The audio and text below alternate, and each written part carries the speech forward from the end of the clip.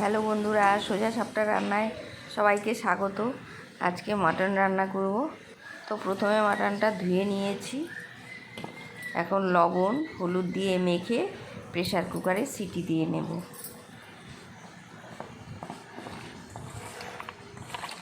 তিনটে সিটি দিয়ে নেব। এটা পাঁঠার মাংস। এখন প্রেসারে দিয়ে দিচ্ছি। জল ফুটিয়ে রেখেছি, ফুটানো জলটা দিয়ে দেব।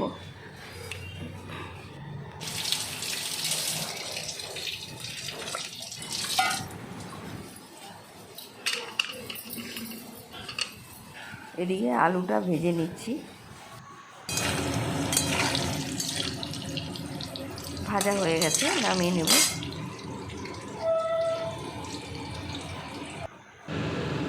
পেঁয়াজ লঙ্কা আদা রসুন কেটে রেখেছি। কড়াইতে তেল দিয়ে এগুলোকে একটু ভেজে নেব। ভেজে এই মশলাটাই পেস্ট করব। আজকে টমেটো ছাড়াই করব, এটা ঘরে ছিল না। এখন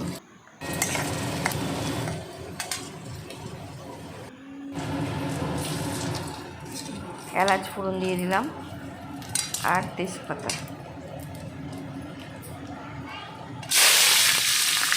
পেঁয়াজ কুচি দিয়ে দিলাম। লাল লাল হয়ে গেলে সেদ্ধ করা মাংসটা দিয়ে দেব।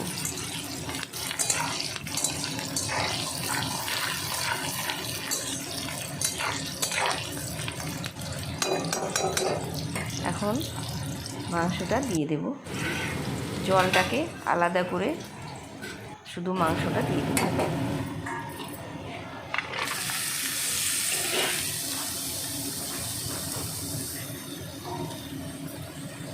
ভালো করে একটু নেড়ে চেড়ে নেব।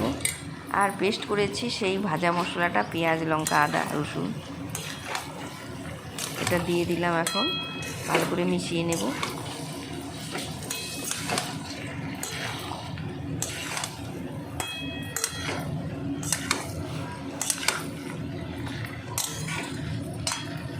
এখন একটু টক দই দেব। হলুদটা আগে দিয়ে নিই, গুঁড়ো মশলা হলুদ লঙ্কা আর ধনে গুঁড়ো জিরে গুঁড়ো, এটা দিয়ে দিলাম। এরপরে টক দইটা দেব।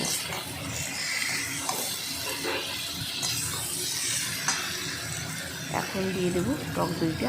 আগে দিইনি, বেশি সেদ্ধ হয়ে যাবে, এই জন্য এখন দিলাম। এখন নেড়ে চেড়ে ভালোভাবে কষিয়ে নেব।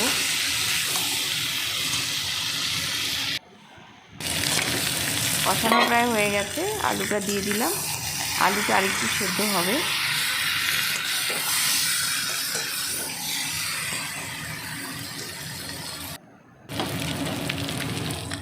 আর সেদ্ধ করা মাংসের যে জলটা ছিল সেই জলটা দিয়ে দিলাম। এখন মিক্সিটা ধুয়ে আর একটু জল দিয়ে দিলাম। এখন ভালো করে নেড়ে চেড়ে একটু ঢেকে দেবো, আলুটা যাতে ভালোভাবে সেদ্ধ হয়। মাংস তো প্রায় হয়েই গেছে সেদ্ধ। আজকে এইভাবে করলাম, সবসময় এরকম করি না, সেদ্ধ করে করি না সবসময়। একটু ঢেকে দিলাম, ঢাকাটা খুলে দিলাম। এখন গরম মশলা দিয়ে দেব। তোমাদের যদি ভালো লেগে থাকে ভিডিওটা কমেন্ট করো। এই গরম মশলা দিয়ে দিচ্ছি। একদম রেডি হয়ে গেছে। এই যে এখন নামিয়ে নেব, কড়াইতেই আছে। সবাই ভালো থেকো, সুস্থ থেকো।